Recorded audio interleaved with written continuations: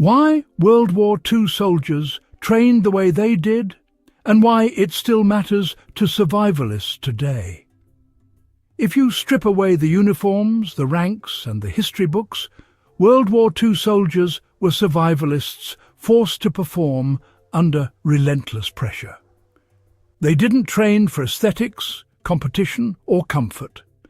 They trained to move, carry, fight and endure while hungry, exhausted and afraid.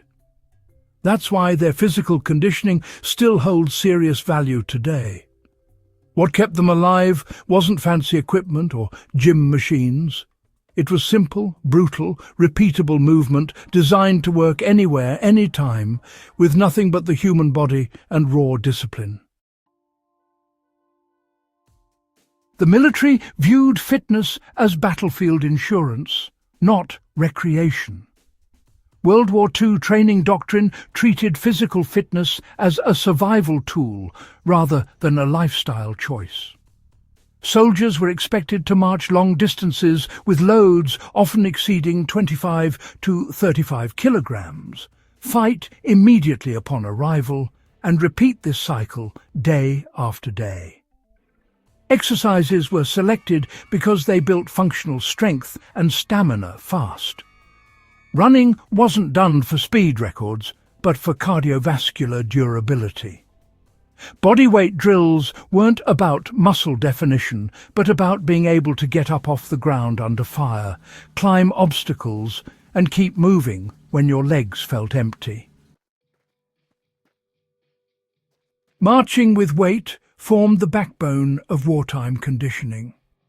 Loaded marching was the single most important exercise for World War II soldiers.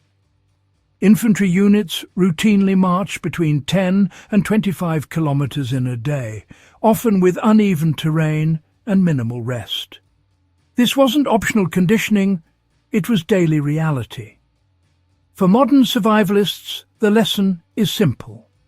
If you can't move your gear over distance, you don't own it. Bodyweight calisthenics built durable strength without wasting energy. World War II soldiers relied heavily on calisthenics because they required no equipment and could be done anywhere. Push-ups, squats, lunges, pull-ups and burpees weren't treated as isolated exercises, but as full body conditioning. These movements trained coordination, joint stability and muscular endurance at the same time. A soldier might perform push-ups, not for a set number, but until form failed, rest briefly, then repeat. For survivalists, this translates into training for volume over vanity. Running was used to build stamina, not speed or comfort. Military running in World War II was often done in boots, on dirt roads, and sometimes with gear. The goal was to build lungs and legs that wouldn't quit under stress. Short sprints trained explosive movement, while longer steady runs built endurance. Survivalists can apply this by combining slow distance work with short bursts of intensity. For example, a 4-kilometer jog followed by repeated 50-meter sprints mimics the stop-and-go demands of real movement under pressure. Obstacle-style movement trained adaptability under fatigue. Obstacle courses were a staple of wartime training because they forced soldiers to climb, crawl, jump and balance while exhausted. This wasn't about agility for sport, it was about navigating ruined buildings, trenches and natural terrain. You don't need a formal course to apply this. Climbing fences, crawling under low barriers, lifting and carrying awkward objects, and practicing controlled drops all serve the same purpose. A practical method is to combine movement drills after a long walk or run, training the body to solve physical problems when tired. Manual labour doubled as physical conditioning and mental hardening. World War II soldiers spent countless hours digging trenches, carrying ammunition crates, chopping wood, and constructing defences. This sort of work built grip strength, core stability, and mental toughness all at once.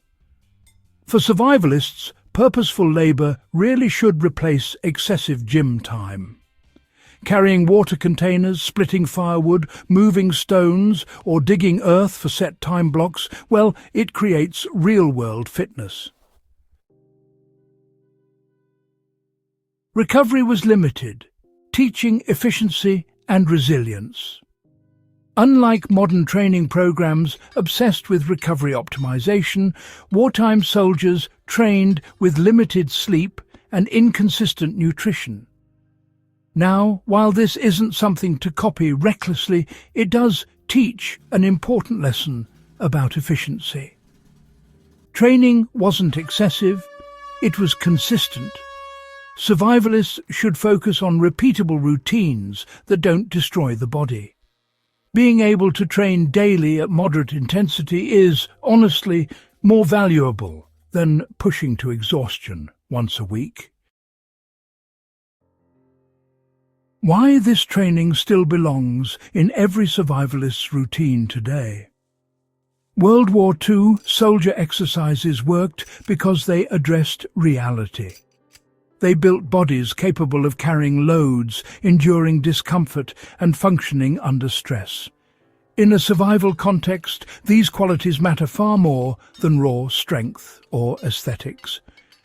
The battlefield has changed, but the human body hasn't. If you can move far, lift often, recover quickly, and stay functional when tired, you're ahead of most people when things go wrong.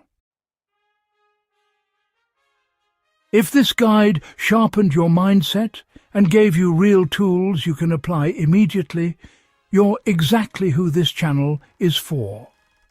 Subscribe to the Final Siren. Share this with someone who takes preparedness seriously, and keep building a body that can carry you through whatever comes next.